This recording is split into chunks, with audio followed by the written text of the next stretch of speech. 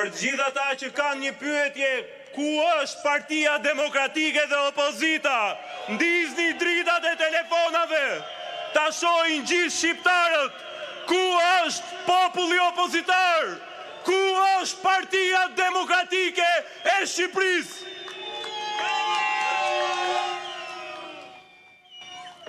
Nderuar qytetar, ne sot nuk jemi mbledhur për një ritual politik e as për një protest radhës. Sot jemi këtu si misionar. Jemi këtu për të bërë histori dhe për të thënë vërtetën. Ky pushtet ka mbaruar.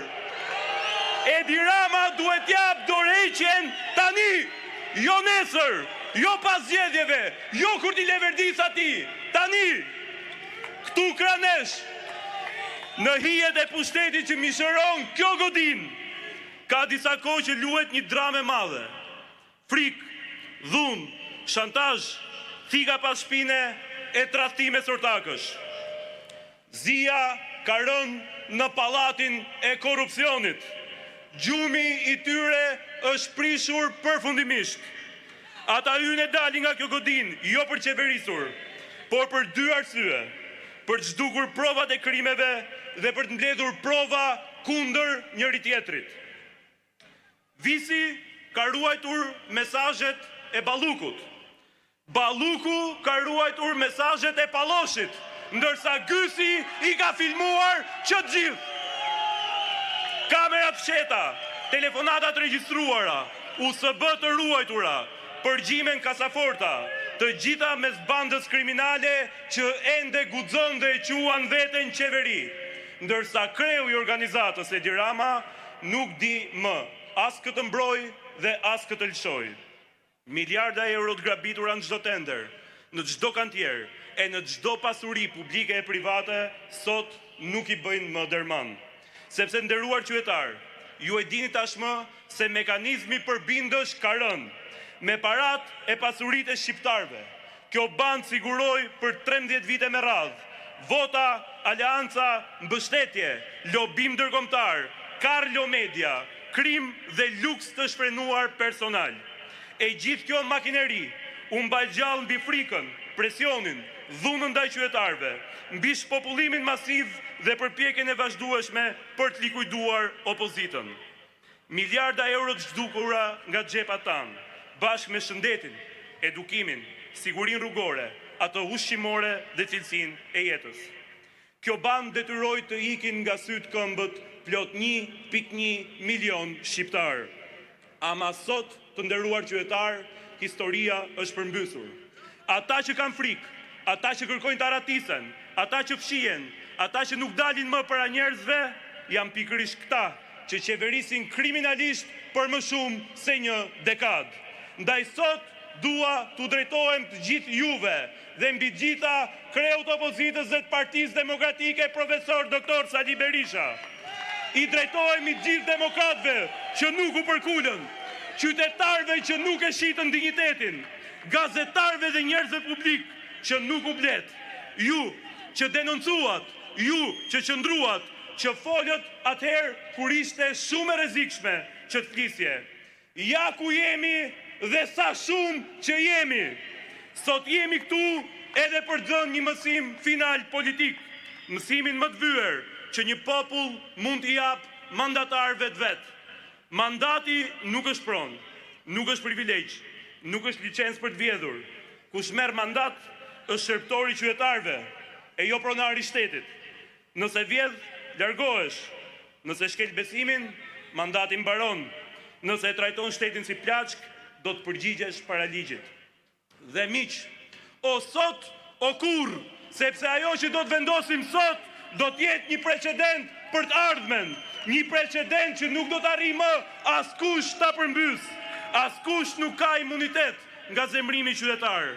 Askush nuk mund të ushqejë iluzionin se kur qeveris kundër popullit të pret qetësia. Edi Rama duhet ta jap dorëheqjen tani, edhe si një akt i një emergjence kombëtare. Sepse Edi Rama ka kohë, dashur miq, që nuk është më kryeministër, por është kapobanda i një sistemi abuzues, grabitës, shkatrues dhe shpopullues. Por kur reziston, kur nuk i nënshtrohesh as edhe një pazari, ja ku vjen dhe përmbysja finale. Ajo më e pa imagjinueshmja. Ata që na mbanin ne nën frikë, sot jetojnë me frikë. Ata që na shantazhonin, sot shantazhohen mes tyre. Ata që predikonin stabilitet, sot nuk kontrollojnë më asnjën e vet. Shqipëria është një moment shumë vështirë, por edhe buz një shpresë të re, sepse zgjidhjet, kapacitetet dhe njerëzit janë këtu.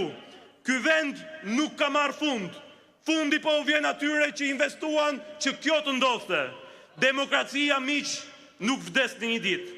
Vdes vetëm kur njerëzit binden se nuk ka alternativë. Dhe për këtë mashtrim të ndyrë u investua ky pushtet me Karlo Mediat e tij. Alternativë ka.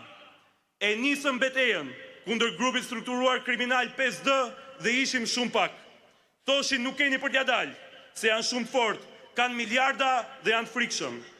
Qëndruam, protestuam për 44 javë rresht, denoncuam çdo ditë e depozituam dosje pafund. Ku janë sot ata? Të gjithë pushtetshmit që blenin votat e Tiranës, janë të gjithë në burg së bashku me rionin e tyre, me kryetarin e tyre. E njëjta histori me Ballukun, na u turrën se e kemi të kot.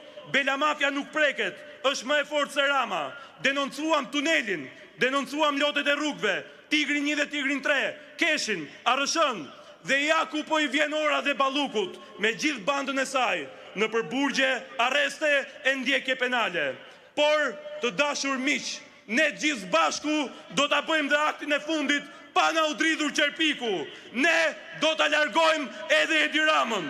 Këmbanat që po bien, po u kujtojnë se pushteti nuk është i përjetshëm. Ky shesh sot nuk po kërkon, por po vendos. Ky është mësimi, ky është precedenti. Shqiptarët nuk rrëzojnë shtetin, shqiptarët rrëzojnë abuzimin. Populli të vendos dhe është populli që të heq. Sot këtu është vetëm fillimi. Dorëheqje Edi Rama, dorëheqje, dorëheqje, dorëheqje. Dhe para se ta mbyll, kam një mesazh personal për kamikazin në kryet komisariatit numër 4 në Tiranë, Felix Hodajn. Ti banditi keq përdorur, harroje shantazhin ndaj demokratëve me ato deklaratat që kërkoje sot me shkrim, që kërkoje të firmosnin demokratët për të mos marrë pjesë në protestat kundër këtij narkoshteti. Ne nuk llogarisim kreun e narkoshtetit e jo më të llogarisim ty.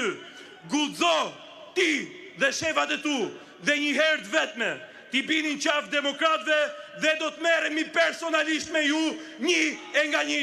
Forca qytetar, vazhdoja dalin. Fitore, fitore, fitore!